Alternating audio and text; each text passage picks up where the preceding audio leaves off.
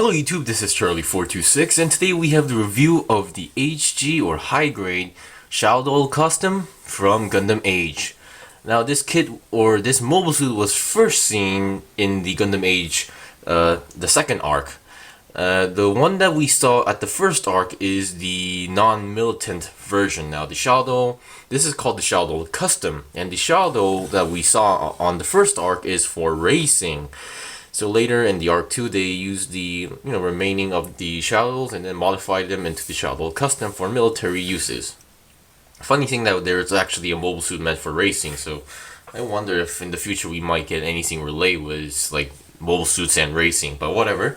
Let's get on to the review. Now first of all, what you get is of course the Shaldoll Custom itself. You get one long gigantic shield, you get a dot gun. Now you don't get a trigger finger, but you just get the multi-purpose hand, but it has no problem holding it. No shaking, unlike the old HG UCs. You get, let's see, you get only one beam saber hilt, but you get two flat beam sabers, effect parts. You get some stickers, and as you can see, it's not much, and it's not really that much. And I didn't use all the black ones because I just colored them in line, because usually the ones that goes into like small areas are kind of difficult for me as well. Most of them worked out pretty well. Some parts I need to recolor. Now, and you get two more hands, one being a open hand for the let's see, I believe this is for the left arm or left hand, and you get a normal fist for the also left. So that's basically it. Now let's get on to the review. Oh, and before that, there's a little bit more actually. You also get some extra polycaps left, nothing too much. And you get two more pieces left, which I have no idea which kit it's from. There I go again, dropping something. You get two of these pieces, extra. I'm not sure where they're from. My first guess was it's from the GXs or somehow, but I'm not really sure. But you just get two more pieces left, just letting you guys know. So let's get on to the review. Actually, this is one of my favorite mobile suits from Gundam AGE. I'm more into the mass production types. Now I see a lot of people worrying or complaining about the color, but considering that it's from Gundam AGE, I don't think you should be complaining. Look at the Genoese. Or anything, it's all colorful, so I don't think you should be complaining about the color. And somehow this looks pretty nice considering its color. So let's get on to the articulations. I'll mention what part is the sticker. Let's start with the head. Now I was somehow expecting a clear piece visor for the head, but no, you just put a metallic sticker or shiny sticker on to the eyes or visor. Same goes on for the forehead camera, and there's one on the back head camera over there. Basically, it has pretty much movement. It can go down that much, a lot to be honest, comparing to normal high grades these days. And it can go up that much. Really GM-ish or / Jegan stylish looking head. 360 is no problem at all. Also, it can go forward, backward a little bit if you wish to do so. Okay. Let's get on to the arms and shoulders. Now, before I mentioned the articulation, you might see these decals on mine. Those are dry transfers from the Master Grade Gundam AGE 1 normal. I had some left, so it kind of looked boring, so I wanted to put an add-on to some military or EFF look into it. So that's why I used those dry transfer decals on this. Okay, the shoulders, how should I mention this? The shoulders can go forward and backward because there's another joint going on into the body. And the main arm is actually the main shoulder is connected to the arm through a peg. And so that's why, and thanks to the extra movement, you can go forward, backward a little bit, and can go just like that. But okay, let me just get rid of the shield. But without the shield, you can go about 90 degrees out if you wish to do so. The hands are on the typical ball joint, and it has your basic 360 twist. However, despite being an H kit, this is one of those kits that does not utilize the double joints. But I don't really mind because this has all the articulation just enough that you need to do pull off most of these things. One thing I was always curious about the Shaldoll Custom are the shoulders, not the shoulder set, but these gray parts. Now they have these holes on top. So, I don't know, maybe Bandai was trying to either make a premium Bandai Shaldoll, what's it called again? Shaldoll Scout, which is basically a fully armed Shaldoll Custom in different colors. Or for like a Shaldoll cannon, or like we saw a Genoese 2 cannon. They put shoulder cannons on here, so maybe they were planning them, or they got scrapped in the middle process because of the popularity of the anime. Despite the anime, the kits are very, very nice quality. I have to say this, they're even better, in my own opinion, they're even better than the typical Iron-Blooded Orphans kit, to be honest. Okay, we saw the shoulders, let's go on to the body. Oh, okay, that's falling off. That I think I will mention, yeah, later actually. The body can go forward a little bit, backward a little bit, because the middle section here is connected to a peg, like a ball joint up and down, so that's why it can move like this. And it can go the body can go 360 barely because of the gigantic backpack. It might, you know, get hindered by the other parts. Oh, on the side note, I almost forgot to mention the backpack.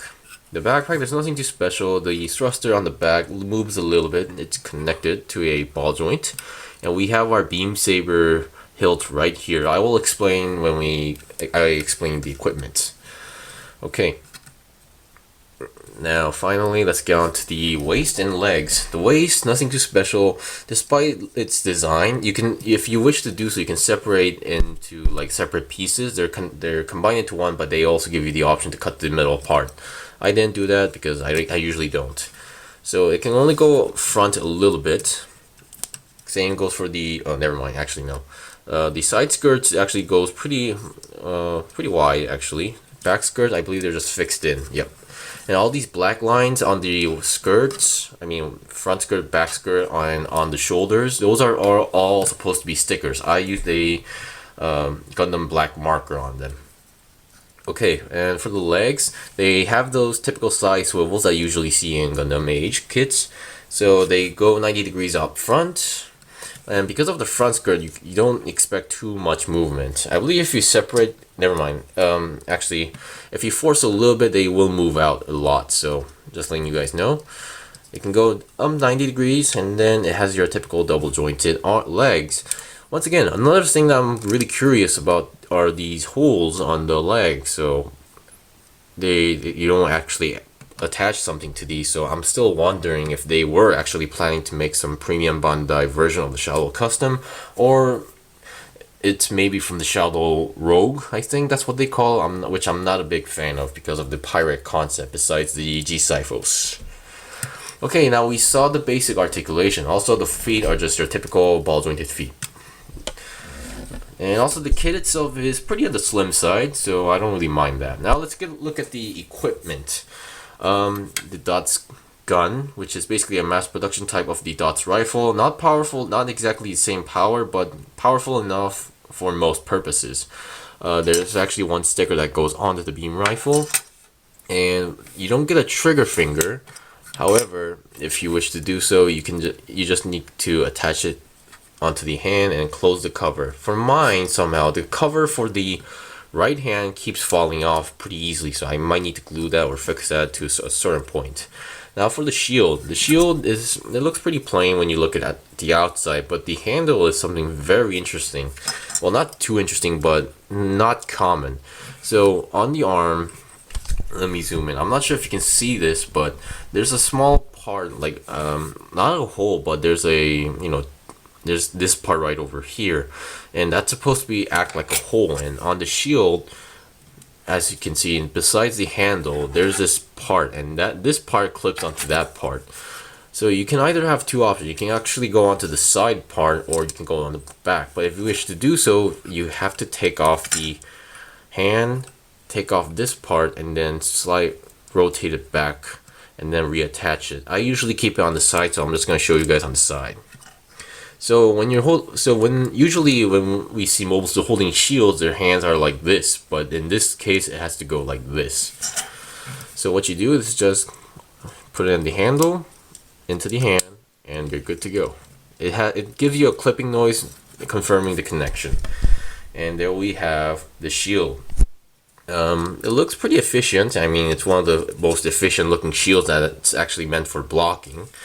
The Dots gun, pretty good. It has a very interesting design. It may not look like a Dots rifle, but you can see that its design is based on the Dots rifle. So that's it. And finally, for the great. Sorry about that. I twisted a part that I shouldn't be twisting, and there goes another piece. Now I will finally end off the review with the beam saber action as well. First, let me get rid of the Dots rifle. Dots gun.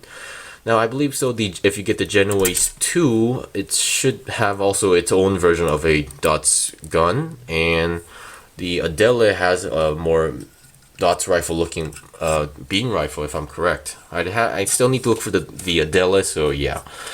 Finally, the beam saber. You only get one beam saber, and it has a pretty interesting, storage system, which you don't really see that often. You can basically close it up and open it up, and it looks like a typical GM style backpack. But the interesting thing is that you can actually rotate this if you wish to do so. I'm not sure why, but yeah, it's there.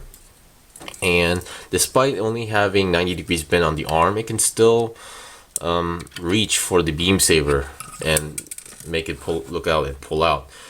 Once again, I'm having this annoying problem with the hand cover keep falling off. I'm seriously thinking of gluing the shit out of it. So you can pull off the beam saber, which has a firm connection, and you can just attach the beam saber effect. It looks kind of short for a beam saber handle, but it will go onto the hand pretty tightly and it won't fall off. And it's one of the long versions, unlike the ones that we see from the HG UCs. And with the shield, it looks pretty nice. I mean, it looks really militaristic despite its light green colors. And however, it has all the basics. It has the basic beam rifle. It has a Dots gun / beam rifle in simple terms, and it has a beam saber and a shield. So very basic yet interesting design and concept. And here is next to the Genoese 1. Considering that I thought the Genoese would be shorter, but they're almost the same height, to be honest. Or okay, technically the Shaldoll should be a little bit taller in a way, but I thought so, but no, they're almost the same height, so they would definitely go good as a collection, especially the grunt suits. Anyway, thank you for watching the review of the HG Shaldoll Custom. This kit is very basic. It's a very basic build, doesn't have many stickers, and it has all the basic weapons. I would recommend this to anybody, even to beginners, because the build process is very simple and easy. So all you need is just your hands to build it. So I recommend this for anybody or any Gundam AGE fan out there. Once again, thank you for watching my review. This was the review of the Shaldoll Custom. If you have any questions or requests, leave a comment below. If I got anything wrong, leave a comment below as well. I still have more kits to buy and build and make reviews of, so please stay tuned. Until then, see you guys next time!